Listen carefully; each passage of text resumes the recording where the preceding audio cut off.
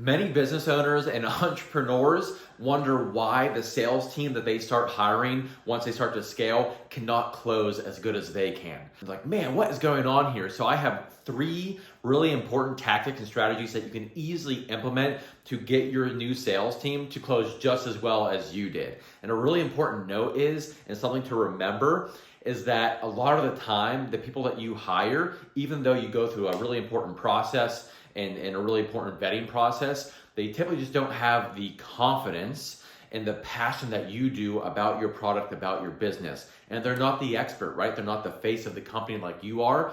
So they'll naturally start off typically with a lower close rate, but that doesn't have to be the case if you implement these 3 strategies. So the first thing is immersion training. This is absolutely crucial.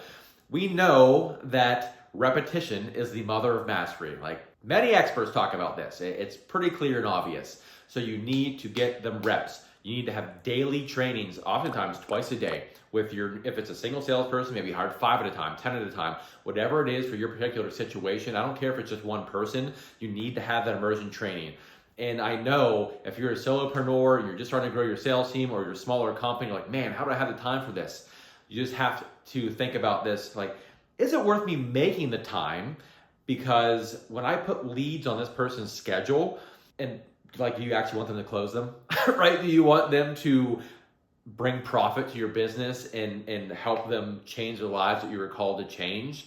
Because if you don't do this immersion training with them, they're not going to close them, right? If you just kind of throw them to the wolves, they're not going to do well. It's going to be bad, right? So you have to think, is it worth me putting the time into this to give them the immersion training, even though I'm busy, even though I'm running the company, even though I'm coaching people, or whatever your niche might be? I'm going to tell you, yes, it is worth it. Because if you don't, the consequences are going to be 10 times worse, and you're going to lose way more money.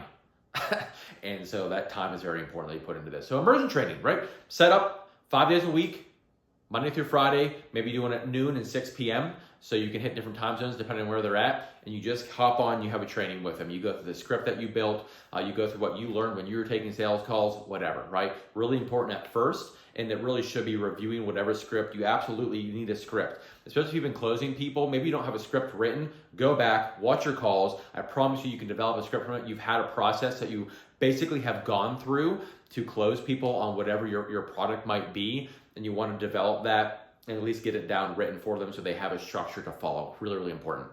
So immersion training, right? That's number 1. Number 2 is you're going to transition into more themed and purposeful subject trainings. And what I mean by that is, after you've gone through immersion training, they start taking some calls, they're getting there, maybe their close rate is starting to climb a little bit, but they're going to typically hit a plateau or a stopping point. Now we want to move into these themed trainings. What I mean by that is, maybe on Mondays you have a tonality training. Actually, probably on Mondays, because at the beginning of the week, you're probably gonna have more of a mindset, state management, what I call prime form training, teaching them how to get into prime form so they show up for a call, high energy, ball of enthusiasm, 10 out of 10, ready to help that person. So mindset trainings on Mondays. On Wednesdays, you might have something like tonality training. So they understand, okay, so when you enter the call, you're gonna need to be an expert, you're gonna be authoritative.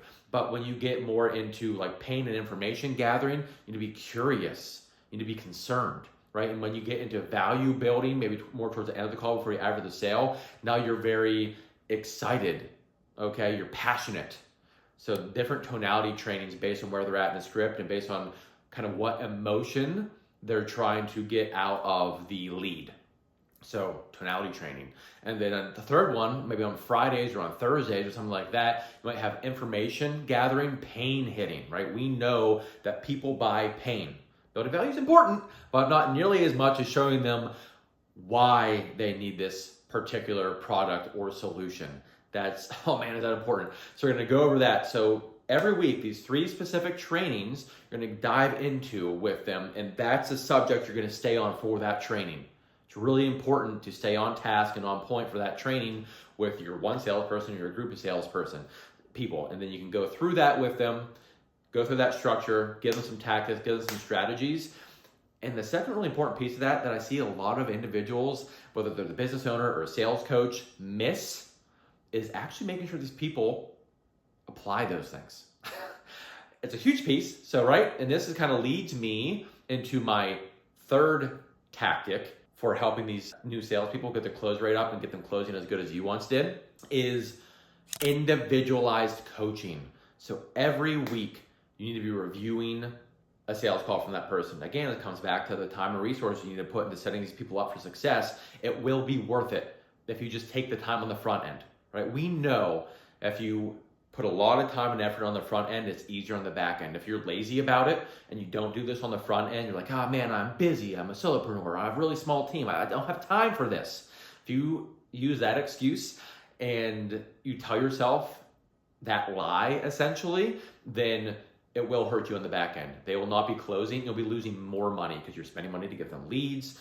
You're spending money to train them, etc. They're not going to close those people as well as they could if you put them through these processes that I'm explaining. And it's going to hurt you, and you're going to lose money because they're not closing. And then ultimately, you're probably going to have to fire them and get somebody else, which you have to go through this whole process all over again, which is also costly.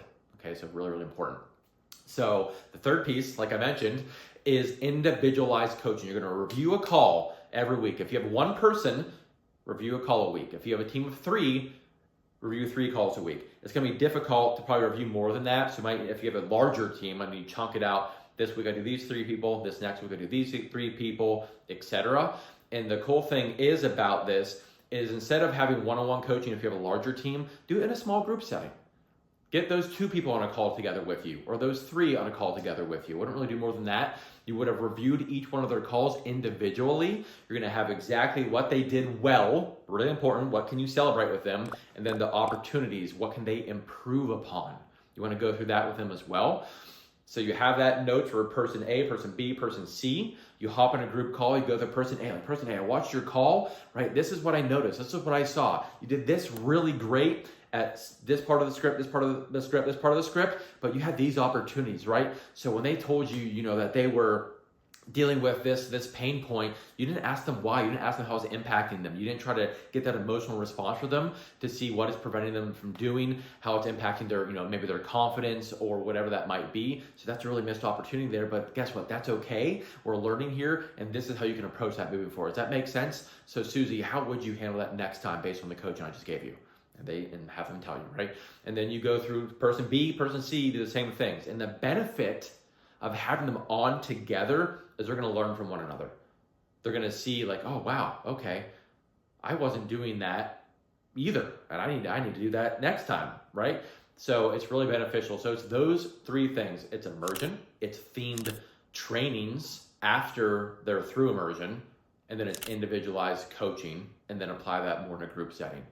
It's going to help them be set up for success. I've done this so many times and I can tell you that it works. So please do this with your team, even if it's just one person, and hope this is helpful. Subscribe, share, take care, and God bless.